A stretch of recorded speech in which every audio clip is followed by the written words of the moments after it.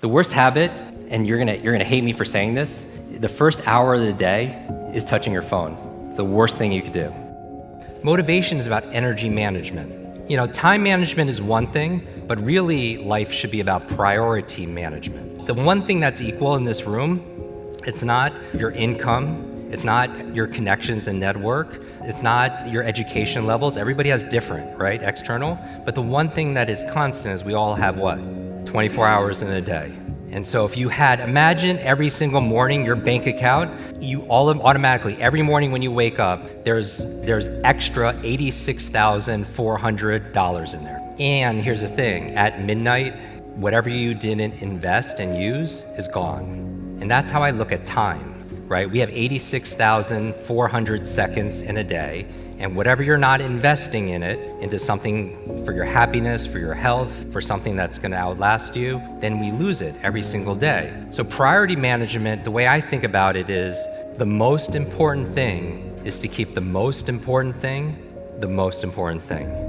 I'll say this again. The most important thing is to keep the most important thing, the most important thing. And when I'm talking about your energy is everything. And so people could zap your energy. We all need people in our life that encourage us. We all need people in life that challenge us. We all need people in life that cheerlead for us, that help encourage us, that give us courage, right? How many of you found that person, know that person in your life?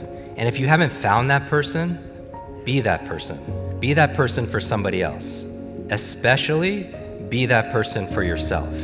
I think in this culture it's so important that we fall in love with the person in the mirror who has been through so much but is still standing. And part of self-care and self-love tactically is remembering when you say yes to somebody or something, you're not saying no to who? To yourself. That sometimes the way to become limitless is setting some boundaries and borders on your time, on your energy, on some of your emotions, because you can only give what you have, right? And so I call everybody here a grow giver, because you grow so you have more to give. And that's nature. Everything in life grows, and everything in nature has to be able to give back into the big system, right? But coming back to motivation, the keys are, if you want to get yourself to do something, you haven't yet done it, come up with the reasons first. Feel it, allow yourself to feel it, even if it's painful, because it gets you to move. And then secondly, give yourself energy, because if you don't have the energy to do that, you're not gonna do the thing.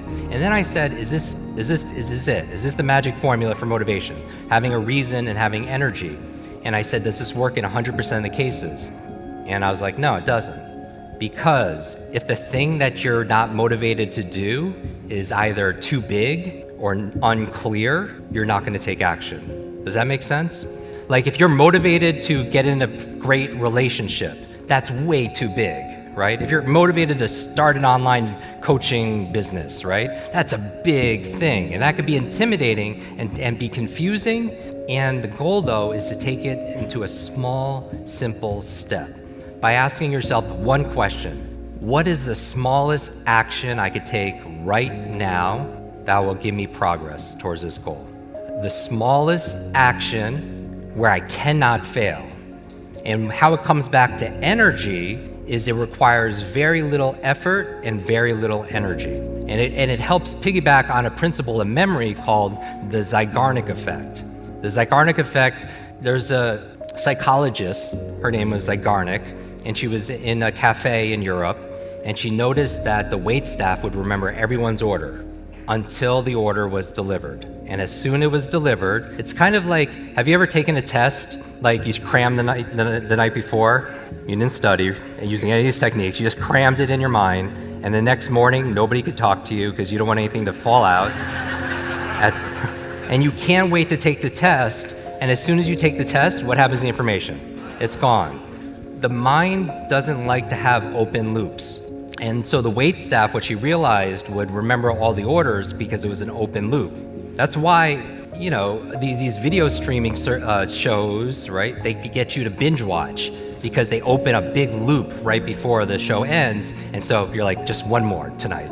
Just one more, one more video, right? One more, just fun. And then it's like 3 o'clock in the morning, and then you aren't doing anything that Dr. Bruce talked about in terms of your sleep, right? But it's meant to mentally hijack you, like fear does, right? And so the goal here to be motivated constantly, not in a hypey jump on chairs kind of way, is tap into your reason to do that task. Make sure you have ample energy using good, just lifestyle, biohacking, whatever gives you the energy, the food, the stress management, so on. And then finally, break that into something so small you can't fail. Because little by little, a little becomes a lot. A lot of people say, oh, I have a bad memory, right? They always think I have memory, or I have focus, or I don't have focus, or I have creativity, I don't have creativity. I want you to scrap that. Creativity is not something you have, it's something you do. Focus is not something you have, focus is something you do. Energy is not something you have or don't have, it's something you do. Memory is not something you have, it's something you do. And what's the benefit of turning it into a do, as opposed to something you have? What's the benefit?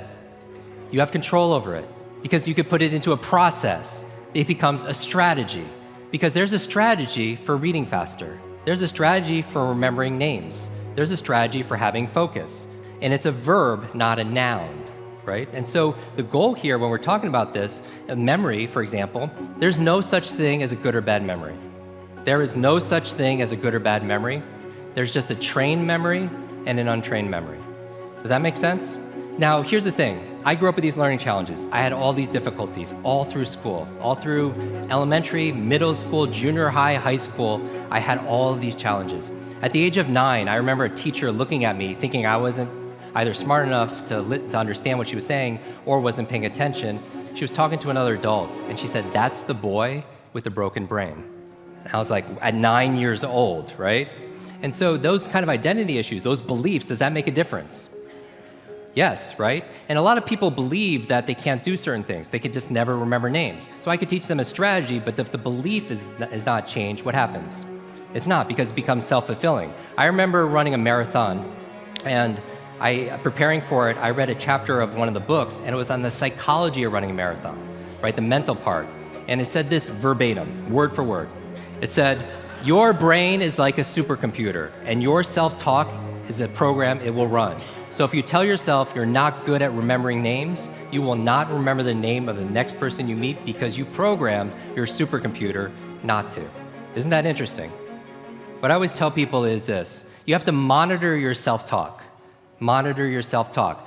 If you go around tell people, oh, I have a horrible memory, I'm not smart enough, I'm getting too old, fill in the blank. First of all, if you fight for your limitations, you get to keep them.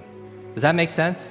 A lot of people like, oh, I'm so forgetful, I'm so busy, which that whole busyness really bothers me. Like where people, how are you doing? I'm just so crazy, so stressed, so busy. It becomes like a badge of honor that people wear all the time. And then what do you start reinforcing? Being busy, right? But here, going back to this, your self-talk is the program that will run, so you want to be mindful, right? And stand guard to your mind, because your mind is always eavesdropping on your self-talk. All your limitations, for the most part, are learned. You're born with a blank slate, right? I wasn't born thinking I was broken. Is that fair? But what set the frame on that box were my environment, my experiences, the expectation. I always alliterate everything, so 3 E's. Environment, experience, expectations of other people. And my thing is to break out of that mindset is, when I'm spending time with these seniors, is I always hear, yes, I help them to polish off their memories, but when it calms down, you always hear regret. You know, like living your dreams, let's be really frank, can be scary.